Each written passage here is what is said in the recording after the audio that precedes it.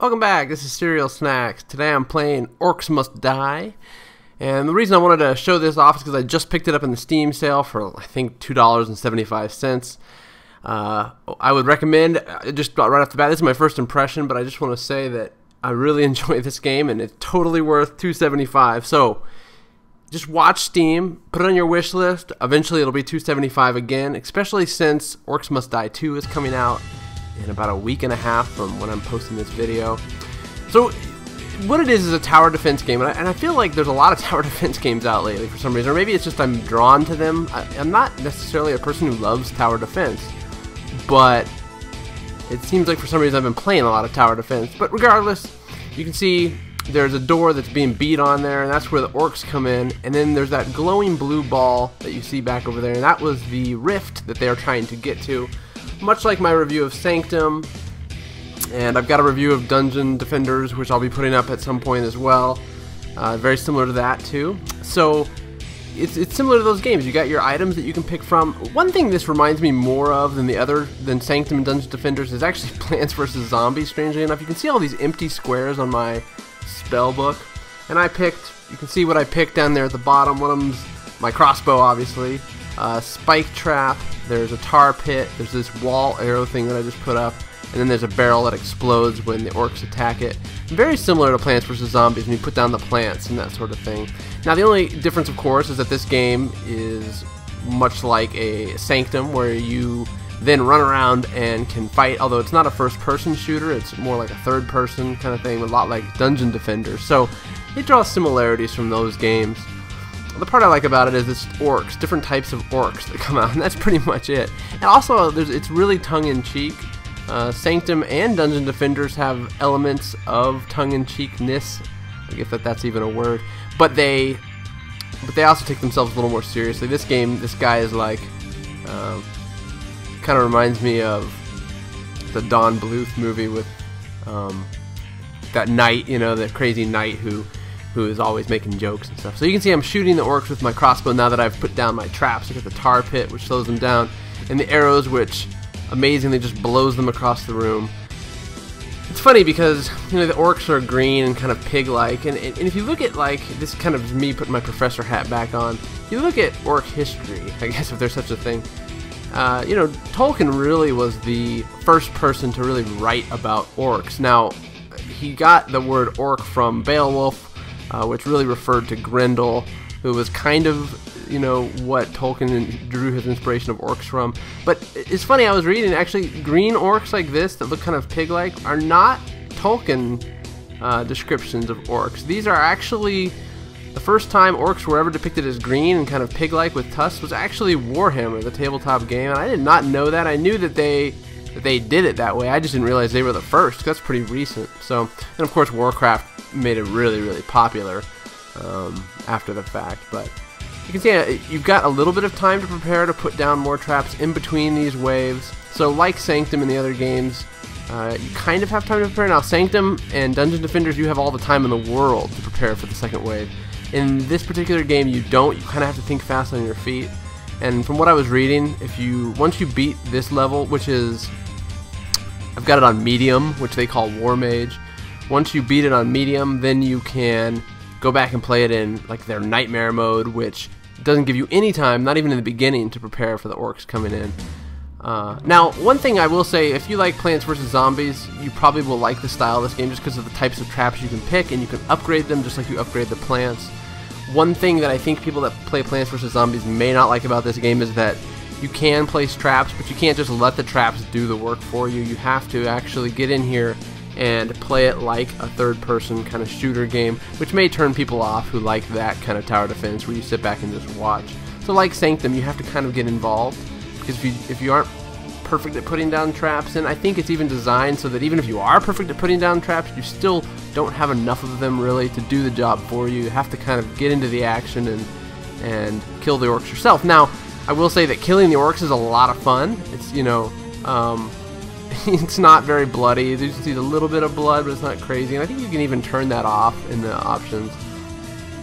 One big difference between Orcs Must Die and Dungeon Defenders and Sanctum, and well, of course not Plants vs. Zombies, but Sanctum and Dungeon Defenders allow you to play co-op with your friends, which adds a whole other element that makes it a lot of fun.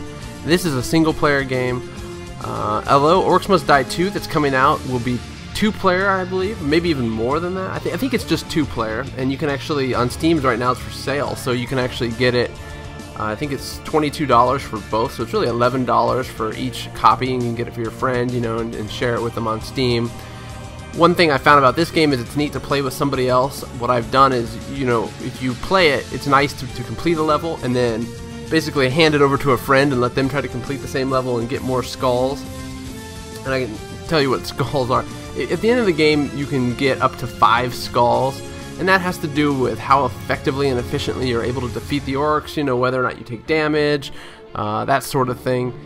And it's neat to be able to try to get that 5 skull reward at the end. It's very similar to like the Plants vs. Zombies. At the end of each game, you have to, you know, you can be really, really good and you can get extra stuff. So, you know, extra coins and all that sort of thing.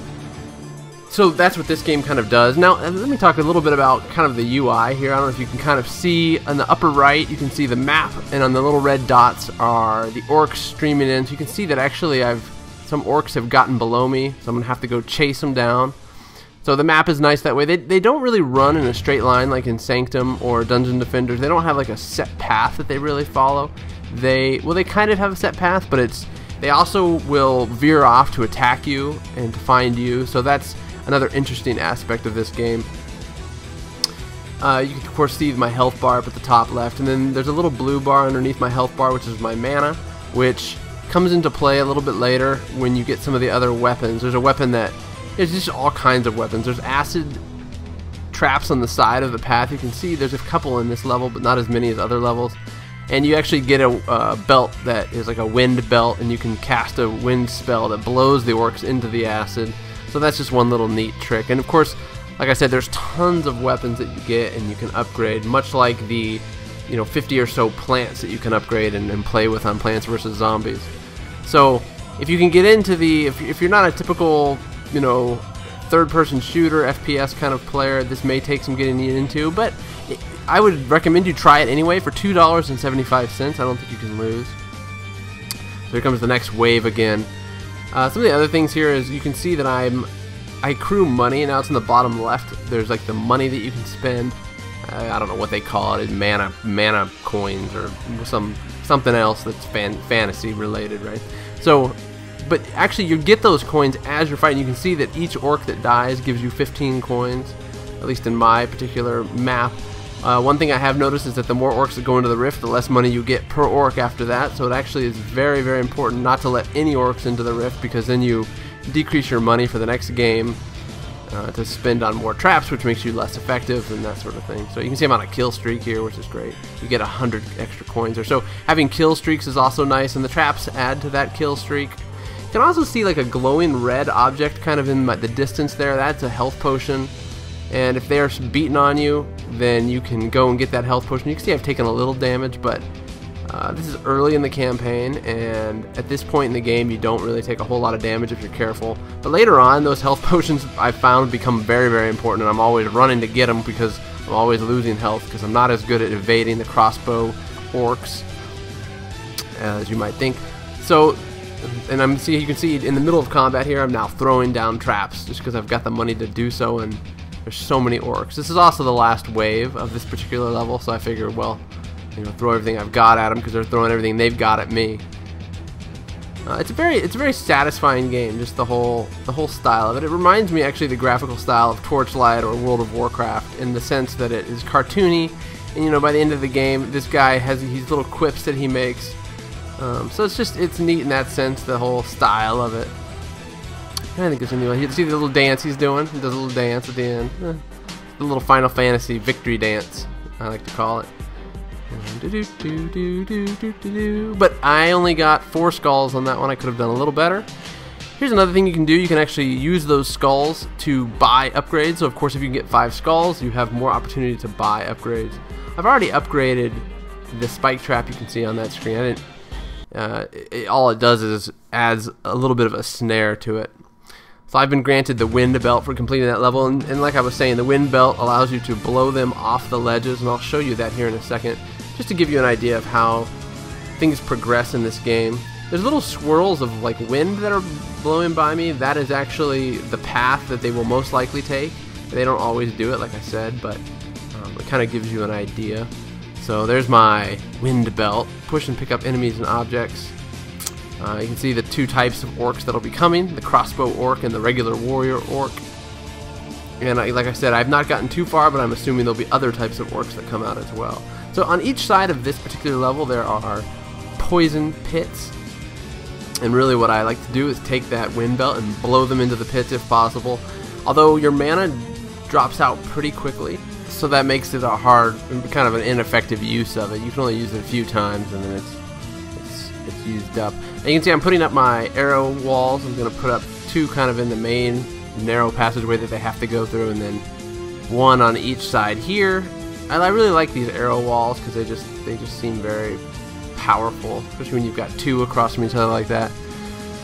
And of course, in this first wave, you just don't have as much money on the first wave, it seems like to me. So I always feel like I'm always having to kind of get in there and micromanage these orcs, if that's a good term for it, I guess, to get them dead before they even get to my traps. Because then once you get the money up, then you can buy more traps and become more and more effective at just kind of sitting back as they walk through that. And look at that arrow trap, just blowing them across. I just love that. You can see there's kind of a delay on it. Some orcs can actually walk through it without getting shot because it's already ignited. That's why the tar pits are very effective, because they get slowed in there, and then it gives the trap more time to regenerate and shoot. So you can see they're going both directions, so it becomes more difficult, especially on this first level, the first wave, to actually keep them from getting into the rift. So this is, one of the early times of me playing the game. You see I'm trying to blow them into the acid, ineffectively somewhat. But if you can get them into like a large enough group and use your wind belt, then it's kind of useful here. So I'm kind of ending, coming to the end of my footage here. I just wanted to give you guys first impressions / review of the game, of what I think so far. My plan is to complete the whole game. It's a lot of fun. Like I said, Orcs Must Die 2 is coming out. It's got co-op mode. I'm really looking forward to actually playing a game like this with another player, much like Sanctum, because that really does add a whole other element of the game to it. And like I said, it's so cheap, $2.75. The second game is coming out, at the initial price is $13 if you buy it by yourself on Steam because it's discounted, or $11 if you buy it in a pack of 2. So it's kind of like, why not? A $10 game, you get a lot of value out of it. And if you like tower defense at all, then this is, one of the better tower defense games out there. Plus, it's from an indie studio. I always like supporting the indie studios because, they're a bunch of guys making games because they're passionate about it, not because they're part of a corporate mega corporation that is just trying to rake in more money, right? So that's just my thought on it. I guess buy local when you buy video games too, right? So I hope you enjoyed my episode, and be sure to subscribe and like if you did, and I will see you again soon.